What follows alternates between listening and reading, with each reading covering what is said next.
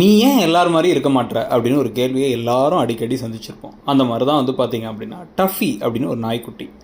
6 நாய்கள் பிறந்துச்சு. அதில் ஒரு நாய்க்குட்டி மட்டும் வந்து பார்த்தீங்கன்னா ப்ரௌன் கலரில் இருந்துச்சு. அதுதான் டஃபி. மற்ற 5 நாய்களும் வெள்ளை கலரில் இருந்துச்சு. ஆனால் அந்த வீட்டில் இருந்த குழந்தைகள் எல்லாமே, ஒரு வீட்டில் தான் வளர்க்குறாங்க எல்லாத்தையுமே, அந்த குழந்தைங்க எல்லாமே எல்லா நாய்க்குட்டிகளையும் ஒரே மாதிரி சரிசமமாக பார்த்து தான் கொஞ்சி விளையாடுங்க. ஆனால் கண்ணாடியில், ஃபோட்டோவில், எதில் பார்த்தாலுமே, வெளியே போகும்பொழுது வந்து ஜன்னலில் எல்லாத்துலேயுமே பார்த்தாலே வந்து டஃபிக்கு நம்ம மட்டும் தனியாக ஒரு மாதிரி இருக்கமே அப்படின்னு தோண ஆரம்பிச்சிச்சு.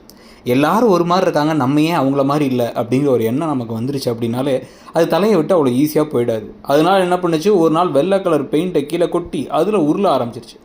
வீட்டில் யாரும் இல்லாத மாதிரி உருண்டு உருள. ஆனால் அந்த பெயிண்ட் அது உடம்புக்கு ஒத்துக்காமல் அலர்ஜி வந்த மாதிரி எரிய ஆரம்பிச்சிருச்சு.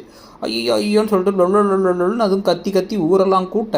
உடனே வந்து அந்த குழந்தைங்கள்லாம் ஓடி வந்து அவங்க அம்மா அப்பாவை கூப்பிட்டு வந்து, ஐயோ டஃபிக்கு ஏதோ ஆயிடுச்சு, டஃபி உடம்பெல்லாம் வெள்ளையாக இருக்குது, பெயிண்ட்டை ஊற்றிக்கிச்சு போல டஃபி அப்படின்னு சொல்லி சொன்னதுக்கப்புறமா சரி ஓகே அப்படின்னு டஃபியை குடுன்னு சொல்லிட்டு வெள்ளை கலர் பெயிண்ட் ஊற்றிடுச்சின்னு கொண்டு போய் டாக்டர்கிட்ட கொண்டு போய் விடுறாங்க.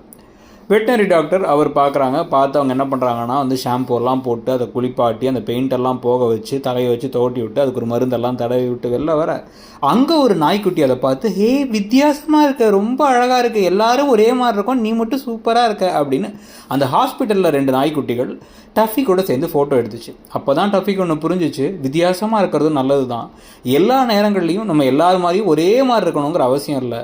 5 விரலும் எப்படி ஒன்றா இருக்கிறது இல்லையோ அந்த மாதிரி நமக்குன்னு இருக்க தனித்திறமை, தனித்துவம், அதை வந்து எம்ப்ரேஸ் பண்ணிக்கிறது நல்லது, அதை ஏற்றுக்கிறது நல்லது அப்படின்னு தெரிஞ்சுக்கிட்டதுக்கு பிறகு டஃபி ஒரு சந்தோஷமான நாய்க்குட்டியாக மாறிடுச்சு.